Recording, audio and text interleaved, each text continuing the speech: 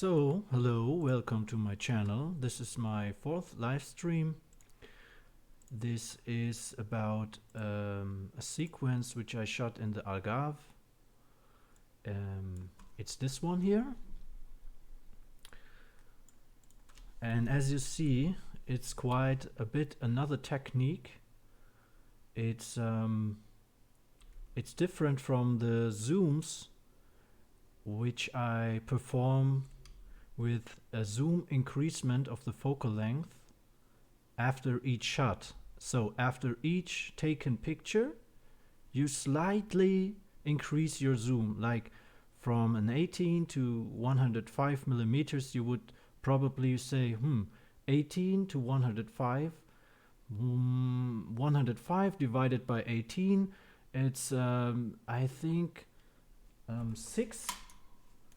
6 times zoom. Let's say 105 divided by 18. The 18 fits 5.833 times in the 105.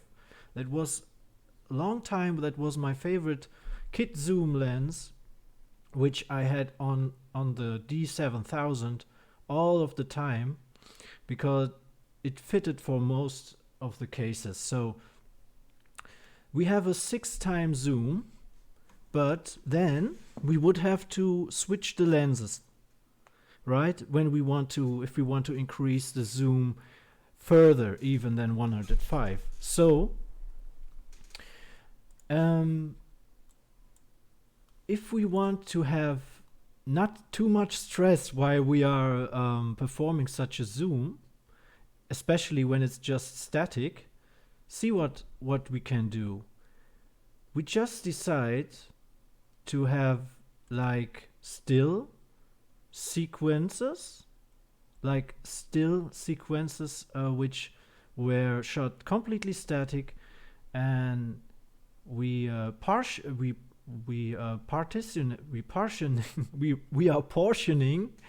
the zooms, the zoom steps. So this, for example, was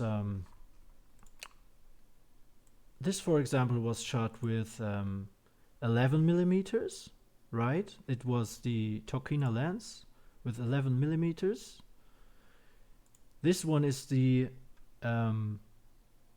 maximum of the Tokina. It's 16. Then I switched the lens to directly, and that's the interesting part here. I switched directly to the 55-300 one and said, okay, I have to go from 16 to 55, and then I will see in the post-production what I can do, because you have an advantage with this technique, because you don't have to, you just can like let the camera, the interval, go on with his work. It's just taking the pictures. You can set the interval completely automatically. You can sit back and relax for a while and not having to increase the zoom steps all of your hyperlapse along all of the time your hyperlapse is going to be. As long as your hyperlapse, you have to stay on your tripod and have to stay on the lens and have to increase the zoom steps, the focal length, and then suddenly you are coming to the end. And if you not have a helping hand which gives you the next lens, it takes too much time to switch the lenses on one only camera body and not having any fast moving clouds, which suddenly you miss out like 3 interval steps or so, right? So we have the 55, then we have the 100 directly. Wow. I'm actually surprised, because as you see the date, it's from the April of 2017. It's the same Algarve journey, Portugal hyperlapse journey as the last live stream, or let's say one of the last ones. I don't know. I think it was the first one. And then we end up with 300 millimeters, and it's 5:42 past midday, and the first one is 16:32. So about 1 hour, and I tell you, this was such a relaxing, hyperlapse, because I only had to to increase the zoom steps only 5 times. So let's have a look how it looks. This is an advantage, but you cannot move the camera with this technique so much. You just have one standpoint, one only. So we will drag and drop that into our desktop, because we don't want this to be on your HDD. You don't want to work on that on your HDD, you want it on your SSD, and that's why I already prepared some. This is the sequence. Now it's on the desktop. I of course I did it before, because I learned a lot of from the last live stream, something I really can't prepare. So this is the sequence which is on the desktop right now, so it's much faster because my desktop is on my SSD. And I will open up After Effects now.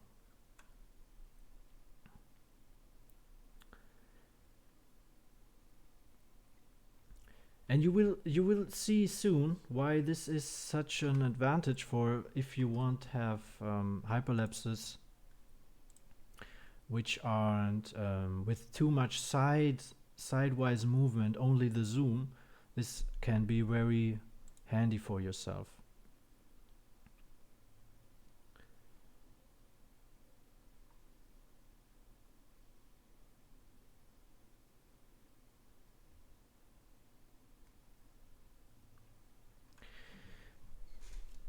So we open up the project I prepared already. This is the one.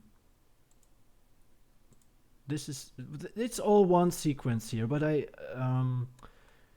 separated some working steps, so you don't have to watch me while I'm watching the warp stabilizers being adjusted or so. I just want to demonstrate that, and as soon as I'm done with the sequence, I will upload it to YouTube and share it with you, of course, like always.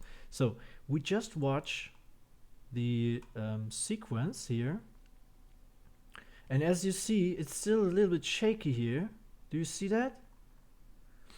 And watch what I'm doing. It's so simple and easy. And if you're lucky, that won't be a long-lasting live stream. So we have this, then this, the number 2, then the number 3, the number 4, and the number 5. Only 5 times I increased the zoom. Only 5 times. And if you see, it's a 139 picture long sequence. You can imagine 5 times increasing the zoom, and sometimes sit back and just watching the birds and the clouds is much more comfortable than having to zoom every single step. There's another advantage of the other technique where you increase the zoom in each time after you shot a picture. But look, you have first letting this load and watch. Okay, 1, 2, 3, 4, 5. So we just say at least we want this 3D layer, we want this normal 2D layer converting into a 3D layer, and that's why you press this. Then you find the first spot where it changes, left CTRL and the arrows, and this is the next picture. So now CTRL shift, right, and hit D. CTRL shift and D, and this is the next part. So CTRL D again, and here's the last part, and The very last is here. So CTRL-D. What we're gonna do now is hit CTRL, Shift Alt E. CTRL Shift Alt E is the warp stabilizer. Then you don't have to go with your cursor all inside this area again, and just hit detailed at the beginning, because now it has to start again. This 5 seconds I was talking about how to shortcut this actually, and now you hit this, no movement, and now you hit only position, and here you hit only stabilizing, right? Okay, again, warp stabilizer, advanced, detailed, going up here, position, only stabilizing, and instead of quiet motion or calm motion, I don't know the English, it's no motion, right? And that that has to be applied on every sequence partition. Sorry, it's partitions and portions, and on that portion as well, CTRL Alt Shift E, and again first advanced, detailed, no, only stabilizing, only position, and no motion, and again here, and so on, right? I already prepared that so we don't have to wait, because the RAM preview will messed up again. So we stop that and just open up the sequence. I already did that step until the last one. So this was the first, this is the raw one, and this is the here it's cut into pieces and warped. So now it's still not adjusted with the zoom lens or something. It's just warped here and stable, and the footage is not shaky anymore. See this? On the edges you can see that it's actually did a quite good job with the warp stabilizer. So we just can move on and say, all the this has to be done either. If you did not do it in the first place with when it just was one whole sequence, one whole composition, then now you have to do it like here, here, here. Now it's a 3D layer. Everyone is a 3D layer. Of course, you can just do it with a 0 layer. It's a null object. It's called null object. But I really recommend to use the 3D camera, because you could later on add some layers, some 3D effects. To create 3D effects, you could cut some of the trees and let them first come into the optical. If you want, for example, the tree comes up first because it's closer to the virtual person, and this will automatically be done in a like perspective. In terms of perspective, it will be done completely in another way than with the 0 object. It's really, really cool, and I will just show what I did here. This is our base. This is our base. This is the one which has to be adjusted the right way. So we hit lines, display the lines, and say, okay, here is our base. No, sorry, here's our base. That's why the, okay. And this one has to be, of course, move up on this, but you will see it sometimes it's getting on your nerves and you don't know why it's always jumping somewhere else. It's here. Don't do that. Just deselect that. Helping lines, adjusting, no. Now you can move it very free. Pixel exact. And I have to watch on the time because I really did so much, too much hyperlapses, and each and every one is a little bit different. So don't be mad at me when I'm losing sometimes, not the topic, but when I go too detailed, it's because I really love this and I could lose myself into that. So, but we want just having this adjusted, and I go here and say transform, and I first try like 70%, right?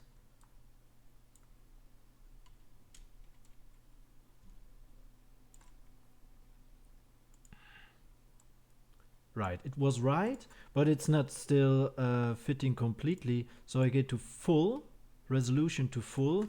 So we have full control.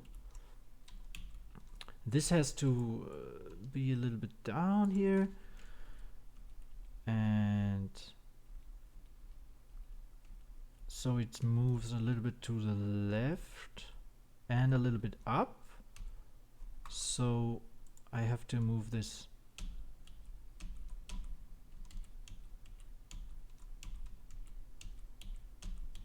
And it's still a little bit too big. Do you see that? And that's why we say 70.5.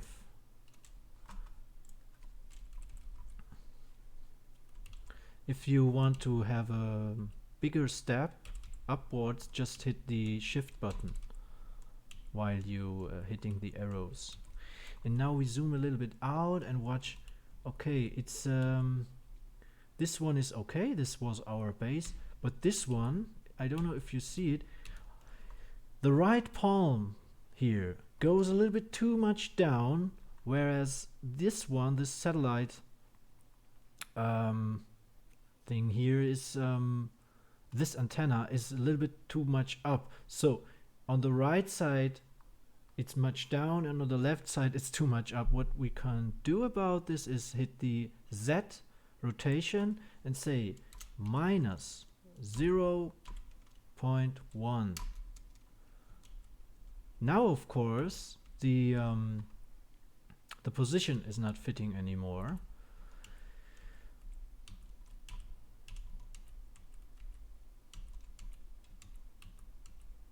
So it's quite good. On the third After Effects project I created to be prepared for this live stream, and I'm very satisfied that the live stream now isn't messed up again.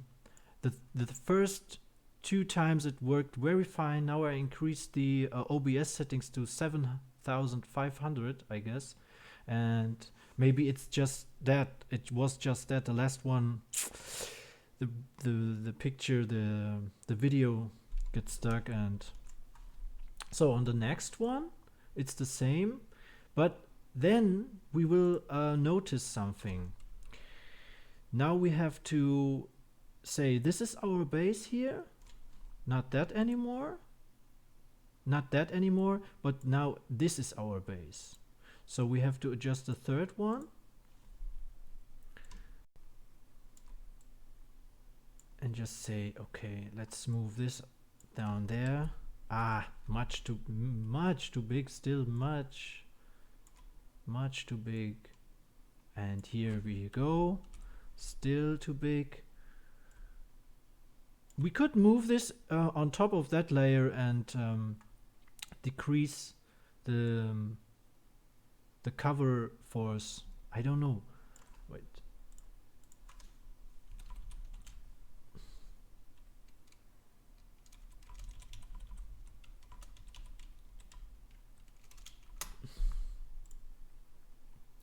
the opacity, sorry, of course, transparency, opacity. You could move this on top of that and just try to fit that. But actually, most of the times I'm just doing this so because it has an advantage and it has a disadvantage as well, right?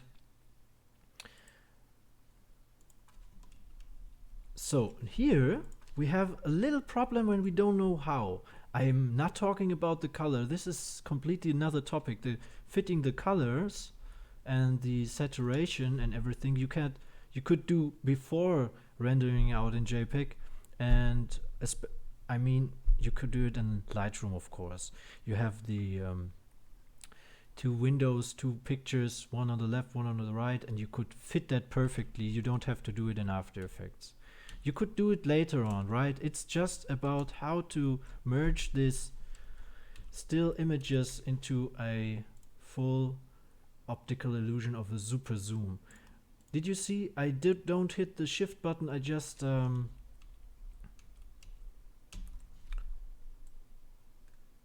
you see this? So I could just have, and it's still a little bit too big when you see. Now we say 21.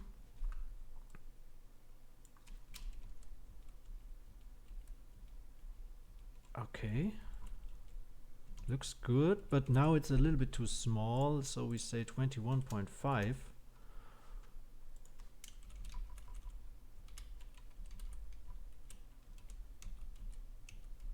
And if you don't see this, it's also a little bit too much on the right side, so I hit the minus 0.0.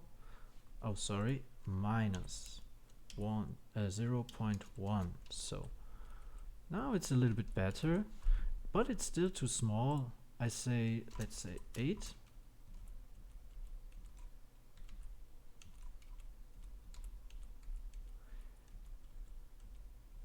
I think it's okay. So you do it all the way. You do it all the way through your through the whole sequence here, through the whole portions. And what it looks like later we will just see in a few seconds. Wait. No, don't save it. It was just for demonstration. And here, cut into pieces. That was the one we just worked on. Here is the almost end result, but look, the camera I added isn't still applied. It's just invisible. So now this is how it looks.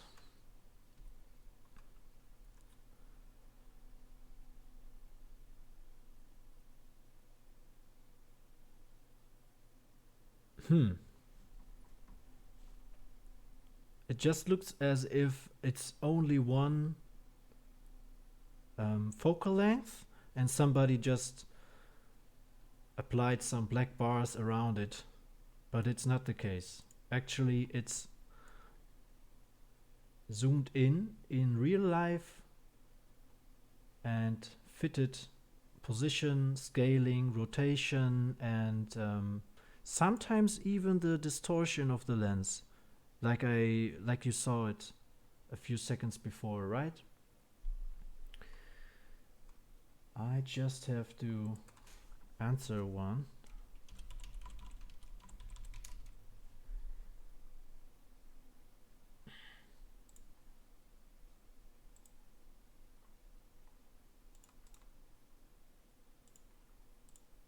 And go to Facebook and just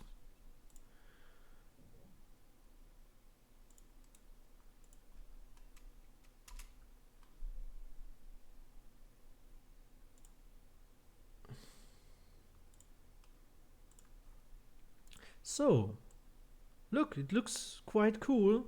And now we would just have to, I keep that camera, I just move this. Layer, new camera. Most of the times I just keep that as it is.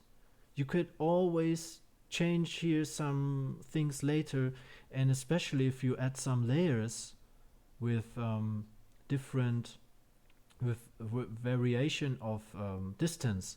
You could work with the blurry motion, whatever you could possibly do everything with this, really. Now the camera is applied, and I hit that and say everything here, and back there everything as well, and I just move the camera here with this tool, combined camera tool, and now the right click, and now the middle button. If you have a mouse wheel,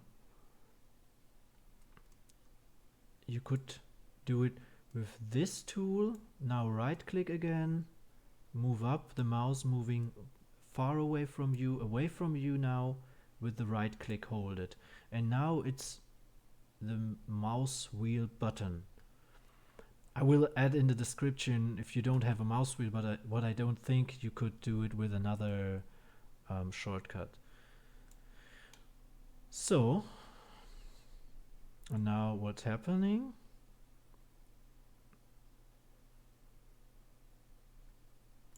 And because I applied that already, I just delete that again and see what I've done here before.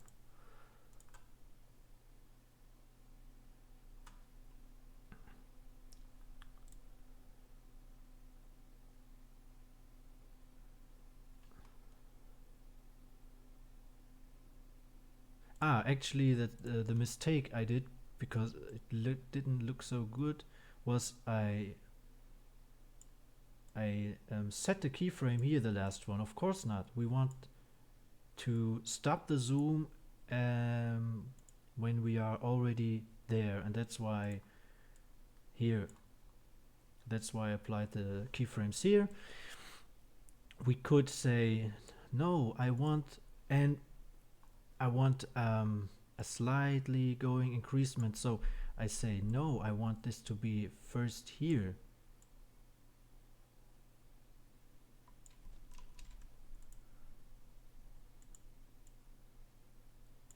Because I want the sequence to be, but then we have also to say aiming point. Now it starts here, and we can enjoy the still time lapse before the zoom starts. But I like it this way more, and I want just to say position and scale. Oh, sorry. I marked them, the both of them, position and aiming point, and now I say easy ease, and now I say I want a more,